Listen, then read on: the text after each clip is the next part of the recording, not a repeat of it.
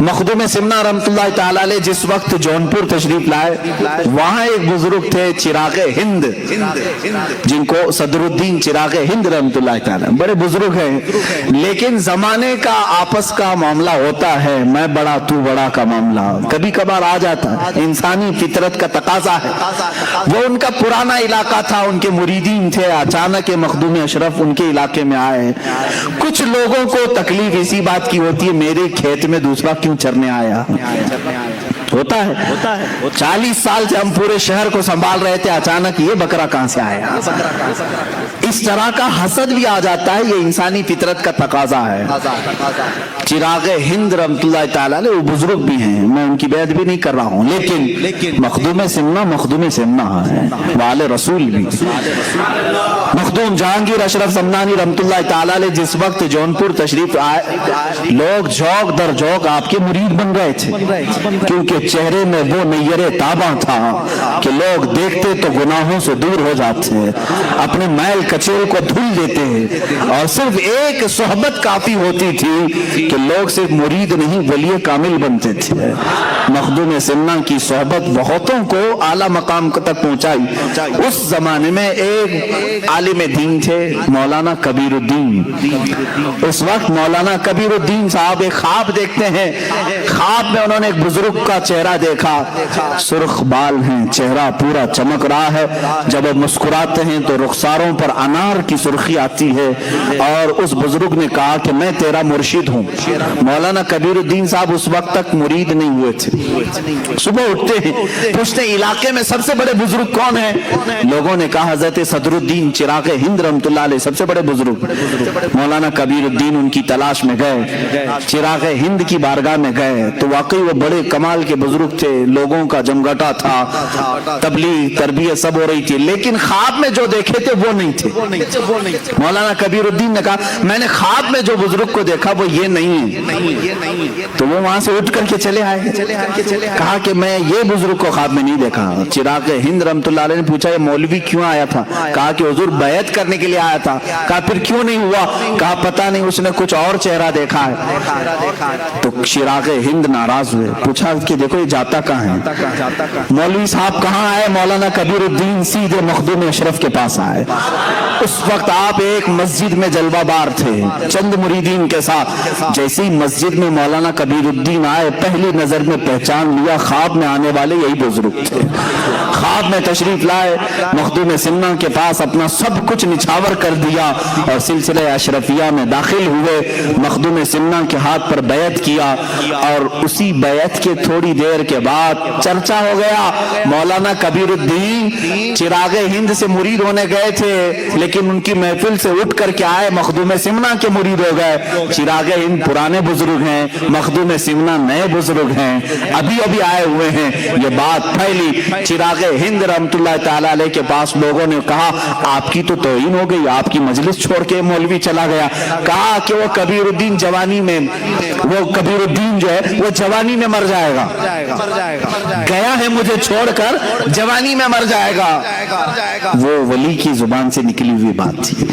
مولانا کبیر الدین کو جب سنایا گیا کہ انہوں نے تو تمہارے لیے یہ جملہ کہہ دیا کہ کبیر الدین جوانی میں مر جائے گا، تو اپنے پیر و مرشد کی بارگاہ میں آئے ملول خاطر ہو کر، کہا کہ حضور بڑی بات ہو گئی، چراغ ہند نے میرے متعلق یہ کہا۔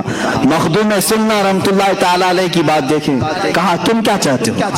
اپنے مرید سے کہا تم کیا چاہتے ہو؟ تم بھی اپنی زبان سے کچھ نہ کچھ بولو اور اللہ اسے پورا کرے گا، اللہ اسے پورا کرے گا۔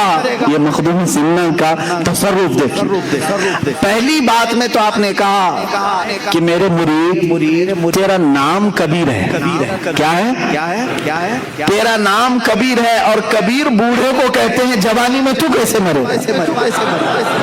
نام کبیر ہے تیرا، تو بوڑھا ہو کے مرے گا۔ مخدوم سمنا نے کیا کہا؟ تو بوڑھا ہو کر کے مرے گا۔ تھوڑی دیر مراقبہ کیا، کہا لیکن انہوں نے جو کہا ہے وہ بھی بات ہو گئی ہے، وہ بھی اللہ کی بارگاہ میں قبول ہے، دونوں کی زبان سے نکلا ہے۔ تو مخدوم سمنا نے کہا تو کچھ بول، تیری زبان سے تو کیا چاہتا ہے؟ کہا کہ حضور میں کیا کہوں، وہ بڑے ہیں، بس انہوں نے میرے لیے جو کہا ہے وہ ان کے لیے بھی ہو جائے۔ انہوں نے کہا نا جوانی میں مر جائے، میرے لیے جو انہوں نے کہا وہ ان کے لیے بھی ہو جائے۔ بات آئی گئی، یا اولیاء کاملین کی بات کو ہلکا نہ سمجھو میرے عزیزو۔ گفت ہے او گفت ہے خدا بوت، یہ کہا گیا ہے فارسی میں، گرچہ از حلقوم عبداللہ بوت، اگرچہ یہ عبداللہ یعنی اللہ کا بندہ کہہ رہا ہے، لیکن اولیاء کے زبان سے نکلے ہوئے کلمات اللہ کے ہوا کرتے ہیں۔ ہوا یہ معاملہ مولانا کبیر الدین رحمت اللہ تعالیٰ علیہ مخدوم سمنا کے مرید 25 سال کی عمر کے تھے۔ کتنے؟ 25 سال کی عمر۔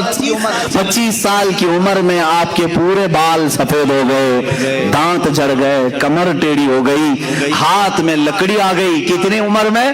25 سال کی عمر میں۔ اور 25 سال کی عمر میں اتنا بڑھاپا جیسے لگتا تھا کہ 90 سال کی عمر ہے۔ کوئی آپ کو نہیں کہہ سکتا تھا 25 سال کی عمر ہے۔ اور اس 25 سال کی عمر میں آپ نے لکڑی بھی لے لی، سفید بال، کمر ٹیڑھی، لیکن ادھر چراغ ہند رحمت اللہ تعالی علیہ ان کے مولانا کبیر الدین کے انتقال سے 5 سال پہلے ہی جوانی میں وصال کر گئے، وہ انتقال کر گئے۔ چراغ ہند ان کی زبان سے جو نکلا وہ بھی ہوا، اور چراغ ہند نے جو کہا تھا وہ کیسے ہوا؟ 25 سال کی عمر میں ہی مولانا کبیر الدین کا انتقال ہوا۔ لوگوں نے کہا کہ حضور آپ نے تو فرمایا تھا وہ بوڑھا ہو کے مرے گا۔ مخدوم سمنا نے فرمایا تم نے نہیں دیکھا وہ بوڑھا ہو کر کے ہی مرا ہے، یعنی 25 سال کی عمر میں ہی اسے 90 سال تک کے اللہ نے لطف عطا کر دیے ہیں۔ زندگی کی جتنی باریں تھیں اس نے 25 سال کی عمر میں دیکھ لیا۔ عزیزان گرامی، یہ زبان کی تاثیر ہے۔ اب یہاں جو معاملات ہوئے تھے وہ میں ذکر کر رہا ہوں مخدوم سمنا کے ساتھ۔ چراغ ہند، ظاہر سی بات ہے ان کے بھی بڑے کرامات تھے، تصرفات تھے، دیکھیں مقابلہ ہوا۔ اولیاء کاملین اس طرح مقابلہ نہیں کرتے، لیکن کبھی کبھار ہوا ہے۔ مخدوم سمنا ایک بار بیٹھے ہوئے ہیں مسجد میں، لوگوں کو تربیت دے رہے ہیں، مریدین بڑھ گئے۔ چراغ ہند نے دیکھا، باہر سے انہوں نے پتہ نہیں ہاتھ اٹھائے یا کچھ کیا تو پوری مسجد میں آگ کی جیسی گرمی بھر گئی، اتنا گرم کہ جیسے آگ کے شعلے اٹھ رہے ہوں۔ 1 2 3 کرتے کرتے لوگ اٹھنے لگے، سب جانے لگے۔ ظاہر سی بات ہے کون گرمی کو برداشت کرے گا؟ تو مخدوم سمنا رحمت اللہ علیہ کے چند مریدین تھے باقی رہ گئے جو گرمی کو برداشت بھی نہیں کر پا رہے تھے۔ مخدوم سمنا رحمت اللہ علیہ نے کہا کہ یہ صرف لگایا ہوا چراغ ہے، چراغ ہند نے کیا تھا، اس چراغ کو تھوڑے سے پانی کی ضرورت ہے، اس گرمی کو ہلکا کرنے کی تھوڑے سے پانی کی ضرورت ہے۔ مخدوم سمنا رحمت اللہ علیہ کے بغل میں ایک پانی کا لوٹا رکھا ہوا تھا، آپ نے اپنے ہاتھ میں تھوڑا سا پانی لیا، یوں چھڑک دیا، پانی کی چند قطریں یا بوندیں گری، ساری گرمی غائب ہوئی، لیکن چراغ ہند جو باہر سفر پر تھے پیر پھسل کر کے دریا میں ڈوب گئے، ندی میں آ گئے، پانی میں گر گئے۔ مخدوم سمنا نے نہیں کہا تھا کہ چراغ کو تھوڑے سے پانی کی ضرورت ہے، پانی میں پہنچا دیا، اور وہ پانی میں اس طرح ہاتھ پیر مارنے لگے کہ اپنے سلسلے کے تمام اولیاء کو مدد کے لیے پکارا، یہاں تک کہ رسول کریم صلی اللہ تعالیٰ علیہ وسلم کو ندا دی۔ تاریخ میں لکھا ہوا ہے میرے آقا صلی اللہ تعالیٰ علیہ وسلم مدد کے لیے ضرور تشریف لائے، لیکن جلال کے ساتھ ظاہر ہوئے، کہا صدر الدین چراغ ہند سے کہ تیری غلطی ہے کہ تیرے شہر میں نیا مہمان بھی تھا اور میرا بیٹا بھی تھا، تو نے دونوں خیال نہیں کیے جس کی وجہ سے تجھے پانی میں دھکیل دیا گیا۔ حضرت چراغ ہند رحمت اللہ تعالیٰ علیہ نے اپنی ان تمام کوتاہیوں سے معافی طلب کی، اور ان کے سلسلے کے جتنے اولیاء تھے، مشائخ تھے، وہ سب مخدوم سمنا کے پاس آئے ان کی درخواست لے کر کے کہ اے مخدوم اشرف آپ اس چراغ ہند کو معاف کر دیں، اگر آپ نہ معاف کریں گے تو اللہ کے نبی بھی انہیں نہیں معاف کریں گے۔ رسول کریم صلی اللہ تعالیٰ علیہ وسلم کی بارگاہ سے اس کے لیے ہم معافی کی طلبگار درخواست لے کر کے آئے ہیں۔